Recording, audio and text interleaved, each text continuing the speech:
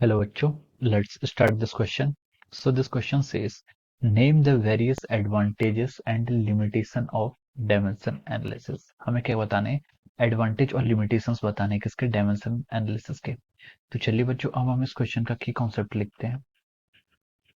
इस क्वेश्चन का जो आपका की कॉन्सेप्ट है, हमें क्या बताना है? देखिए, एडवांटेज और लिमिटेशन बताने हैं किसके? डायमेंशन एनालिसिस के। तो यहाँ पर इसका की कॉन्सेप्ट क्या है? Dimension analysis. ठीक है, डायमेंशन एनालिसिस पे ही हमारे बेस्ड है। ठीक है, हमें इसी के क्या बताने हैं? एडवांटेज और लिमिटेशन बताने हैं। ठीक है, तो देखिए हम स्टार्ट करते हैं, पहले हम एडवांटेजेस से स्टार्ट करते हैं। ठीक है, what are the advantages of dimensional analysis. ठीक है, डायमेंशनल एनालिसिस के आपके एडवांटेज क्या क्या होते हैं? ठीक है, तो देखिए इसका जो सबसे पहला एडवांटेज होता है, ठीक है, डायमेंशन एनालिसिस की हेल्प से हम ये चेक कर सकते हैं कि आपका कोई भी फॉर्मूला है, ठीक है, वो करेक्ट है या फिर नहीं। जो भी हमारी जो फिजिकल रिलेशनशिप होती है, हम उसको चेक कर सकते हैं कि करेक्ट है या नहीं। ठीक है, जैसे कि मैं अगर बोलूँ यहाँ पर force is equal to mass into acceleration, ये आपका एक क्या फॉर्मूला है। ठीक है, तो देखिए जो फोर्स की डायमेंशन होती है, जैसे mlt माइनस टू, ये डायमेंशन आपके क्या होनी चाहिए? एक्स, इसके भी मास इनटू एक्सेलरेशन की भी आपकी यही डायमेंशन होनी चाहिए। तभी हम बोल सकते हैं कि ये फॉर्मूला आपका डायमेंशनली करेक्ट है।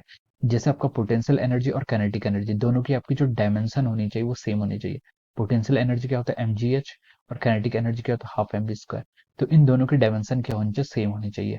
So this is the first advantage. ठीक है, तो पहला एडवांटेज क्या है कि dimension analysis help us to predict the whether the equation is correct और नॉट। ठीक है, तो इससे हमें क्या पता चलता है? Correctness of a physical quantity. ठीक है, तो हम लिख सकते हैं द फर्स्ट जो होता है इसका, वो होता है आपका correctness of a physical equation. कोई भी आपकी फिजिकल इक्वेशन है, वेदर वो करेक्ट है नहीं है, तो वो हम किसे पता कर सकते हैं? डायमेंशन एनालिसिस की हेल्प से पता कर सकते हैं। ठीक है, और जो उसका दूसरा एडवांटेज होता है, दूसरा एडवांटेज ये होता है कि ये हमारी क्या होती है? डिफरेंट डिफरेंट जो आपकी फिजिकल क्वांटिटीज होती हैं, उनके बीच में क्या करती है? एक रिलेशन एस्टेब्लिश करने में मदद करती है। ठीक है, जैसे मैं कहूँ कि मेरी कोई क्वांटिटी है, पहले हम उसको लिख लेते हैं। ठीक है, हेल्प्स इन, इसमें आप लिख सकते हैं helps in derive, helps in deriving relation, helps in deriving relation between various physical quantity। ठीक है, वेरियस फिजिकल क्वांटिटीज के बीच में आपका रिलेशन डेराइव करने में क्या करती है? हेल्प करती है। ठीक है, तो जैसे मैं बोलूँ कि आपकी कोई क्वांटिटी है एक्स, ठीक है, कोई भी आपकी फिजिकल क्वांटिटी है, मैं अगर बोलता हूँ कि ये वेलोसिटी पर डिपेंड करती है और रेडियस पर डिपेंड करती है और टाइम पर डिपेंड करती है। ठीक है, तो अगर मुझे इनके बीच की यहाँ पर, मैं यहाँ पर क्या कर सकता हूँ? अगर मुझे पता है इतना कि वेलोसिटी पर डिपेंड करती है किसी पावर से, रेडियस पर भी डिपेंड करती है और टाइम पर भी डिपेंड करती है। ठीक है, तो जब देखिए दोनों की डायमेंशंस को इक्वेट करके इनके बीच के रिलेशनशिप को फाइंड आउट कर सकता हूँ। जैसे मैं बोलता हूँ आपका, अच्छा टाइम पीरियड है, टाइम पीरियड आपका देखिए लेंथ पर भी डिपेंड कर रहा है और जी पर भी डिपेंड करता है। ठीक है, तो देखिए मैं यहाँ पर ए और बी का दोनों की साइड से इक्वेट कोफिशिएंट करके ये फॉर्मूला डिराइव कर सकता हूँ कि जो आपका टाइम पीरियड है वो आपका L over root of L over G पर डिपेंड करता है। ठीक है, तो ये क्या करता है? हमें डिराइव रिलेशन को, मतलब वेरियस फिजिकल क्वांटिटीज, यहाँ पर एल जी और टाइम के बीच की जो रिलेशनशिप थी उसे एस्टेब्लिश करने में हेल्प करता है डायमेंशनल एनालिसिस। ठीक है, तो ये आपका इसका क्या है? दूसरा एडवांटेज है। और देखिए तीसरा एडवांटेज जो आप डायमेंशन एनालिसिस का लिख सकते हैं, देखिए डायमेंशन एनालिसिस क्या होता है? एक सिस्टम ऑफ यूनिट से दूसरे सिस्टम ऑफ यूनिट में अगर हम कन्वर्ट करते हैं, तो जो यूनिट कन्वर्जन होता है उसके लिए भी हम इसका क्या कर सकते हैं? यूज कर सकते हैं। ठीक है, टू कन्वर्ट, लिख सकते हैं to convert units from one system to another, from one system to other. ठीक है, एक सिस्टम से अगर हम दूसरे सिस्टम में कन्वर्ट करते हैं यूनिट्स को, तो डायमेंशन एनालिसिस हमारी क्या करता है? हेल्प करता है।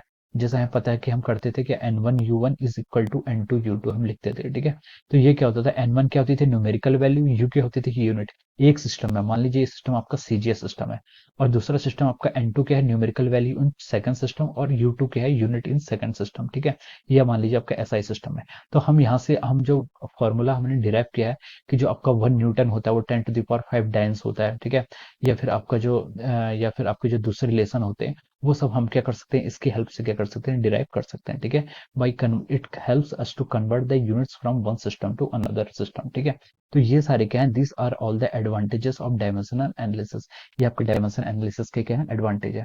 अब देखिए, अब हम इसके थोड़े से क्या आते हैं? लिमिटेशंस पर भी आते हैं। What are the limitations of dimension analysis? Limitation. ठीक है, इसकी लिमिटेशंस क्या क्या है? ठीक है, तो देखिए फर्स्ट लिमिटेशन अगर हम लिखें इसकी, तो देखिए फर्स्ट लिमिटेशन तो उसकी यही है कि देखिए अभी हमने जैसे यहाँ पर टाइम पीरियड का फॉर्मूला कैलकुलेट किया, सो this is not the complete formula. यहाँ पर क्या है, कुछ कांस्टेंट टर्म भी रह जाती है, ठीक है। इसमें क्या रहती है आपकी, कुछ कांस्टेंट टर्म भी रह जाती है। तो वो कांस्टेंट टर्म हम डायमेंशनल एनालिसिस हमें उस कांस्टेंट टर्म को निकालने के लिए हेल्प नहीं करता है। डायमेंशन एनालिसिस हम वहां पर ही यूज कर सकते हैं जहां पर हमें सिर्फ फिजिकल क्वांटिटीज के टर्म में, जो कि आपके वेरिएबल्स हैं, वेरिएबल्स के बीच में ये रिलेशन क्या कर पाता है, एस्टेब्लिश कर पाता है। अगर कोई कांस्टेंट क्वांटिटी है तो वो हमें डायमेंशन एनालिसिस की हेल्प से हम इसको फाइंड आउट नहीं कर सकते, ठीक है। So this is the first disadvantage, या वी कैन सी दैट, या this is the first limitation of formula. Okay, dimension analysis का पहला लिमिटेशन यही है, तो हम इसको लिख लेते हैं। दिस मेथड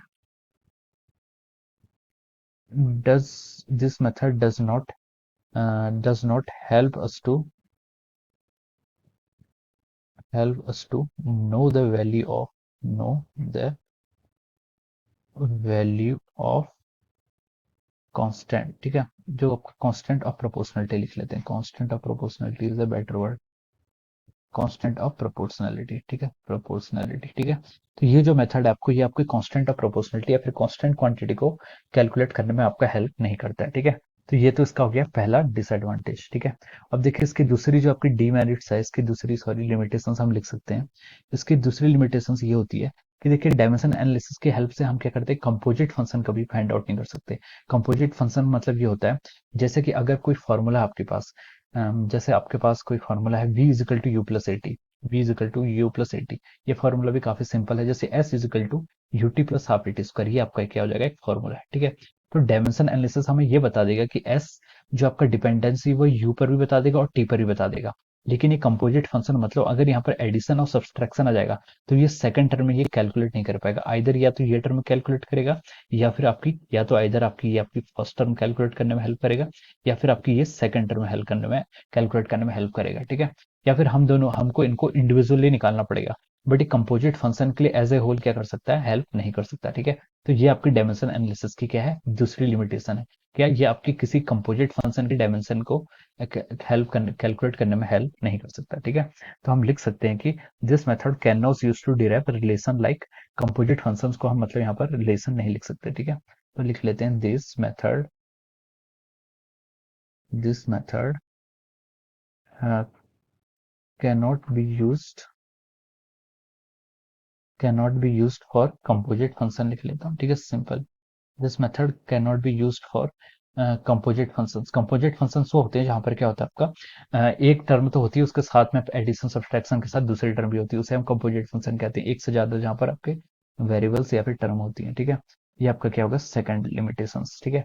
अब देखिए डायमेंशन एनालिसिस की आपकी जो थर्ड लिमिटेशन होती है, थर्ड लिमिटेशन आपकी डायमेंशन एनालिसिस की है कि कुछ इक्वेशंस ऐसी होती हैं जो आपकी ट्रांसडेंटल इक्वेशन होती है। ट्रांसडेंटल इक्वेशन मतलब जैसे कोई इक्वेशन ऐसी होती है, जैसे हम एक फार्मूला निकालते हैं, जैसे आपका ये होता है इक्वेशन ऑफ वेव की इक्वेशन होती है y equal to e sine k x minus omega t, ठीक है।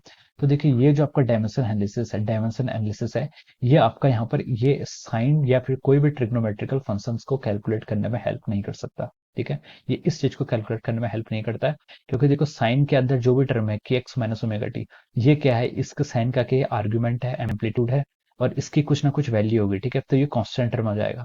तो इस तरह के टर्म को, जो आपके ट्रिग्नोमेट्रिकल टर्म होते हैं या फिर आपके कुछ एक्सपोनेंशियल टर्म होते हैं, उनको कैलकुलेट करने पर ही आपकी हेल्प नहीं करता है, ठीक है, डायमेंशन एनालिसिस। तो हम लिख सकते हैं this method can not use to this method this method can't help us इसको आगे लिख सकते हैं, for this method can't help us for the function which includes, लिख सकते हैं विच इंक्लूड्स या विच इंक्लूड्स ट्रिग्नोमेट्रिक ट्रिग्नोमेट्रिक और एक्सपोनेंशियल टर्म, ठीक है, एक्सपोनेंशियल टर्म, ठीक है। एक्सपोनेंशियल टर्म का मतलब होता है जैसे e की पावर x या फिर a की पावर x की जो आपकी टर्म होती है, उन्हें हम एक्सपोनेंशियल टर्म बोलते हैं, ठीक है। तो ये आपके क्या होगा, तीन लिमिटेशंस हो गए, ठीक है।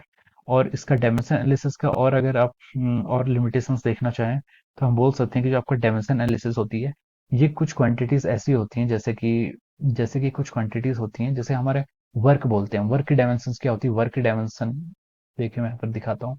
जैसे क्या होती है, आपकी वर्क की डायमेंशन होती है, वर्क की डायमेंशन और जो आपकी एनर्जी की डायमेंशन होती है। जैसे मैं खोलूँ वर्क, वर्क को क्या हम लिखते हैं? वर्क को लिखते हैं हम फोर्स इनटू डिस्प्लेसमेंट, ठीक है। This is work. तो वर्क की जो डायमेंशन आती है फोर्स इनटू डिस्प्लेसमेंट, हम यहाँ से लिख सकते हैं फोर्स हो गया मास ml/t-2। This is the dimension of the work. Work की आपकी डायमेंशन। एनर्जी की भी क्या रहती है? आपकी डायमेंशन क्या रहती है? सेम रहती है। एनर्जी की भी सेम डायमेंशन है। अगर हम टॉर्क की बात करें, टॉर्क क्या होता है? R vector cross F vector, उसकी डायमेंशन भी यही है, ठीक है। तो जो आपका डायमेंशन एनालिसिस होता है वो हमें बिल्कुल स्पेसिफिक वैल्यूज नहीं बताता है। मतलब बहुत सारी क्वांटिटीज ऐसी हैं physical quantity which have the same dimension and जिनकी which have the same dimensions. तो ऐसी बहुत सारी क्वांटिटीज हैं जिनकी क्या होती है? डायमेंशंस क्या होती हैं? सेम होती हैं, ठीक है। तो यहाँ पर क्या होता है? ये आपकी मतलब एक कह सकते हैं ये एक नेसेसरी कंडीशन है कि डायमेंशन सेम होना चाहिए, but this is not sufficient condition, ठीक है। मैथमेटिक्स में हम यूज करते हैं ना नेसेसरी सफिशिएंट कंडीशन। तो देखिए ये तो नेसेसरी कंडीशन है ही कि ये डायमेंशंस तो ml/t-2 ये डायमेंशन आपकी इक्वल होनी ही चाहिए, but this is not sufficient, ठीक है। नेसेसरी है बट सफिशिएंट कंडीशन नहीं है। तो हम लिख सकते हैं कि many physical quantities have same dimensions, many physical quantities have same dimension, many physical quantities many physical quantities have same dimension. बहुत सारी फिजिकल क्वांटिटी की आपकी क्या होती है? सेम डायमेंशन होती है। So dimension analysis, DA dimension analysis can't help us to differentiate between them, ठीक है। उनके बीच में हम क्या कर लेते हैं? डिफरेंशिएट नहीं कर सकते हैं, can not help to differentiate between them, ठीक है। तो डायमेंशन एनालिसिस की हेल्प से हम क्या कर सकते हैं? उनके बीच में सिर्फ डायमेंशन एनालिसिस की हेल्प से डिफरेंशिएट नहीं कर सकते हैं, ठीक है। So this are the conditions, okay. तो ये आपके क्या हो जाएंगे? advantage and limitations of the dimension analysis. So I hope you all understood this concept. All the best and thank you so much.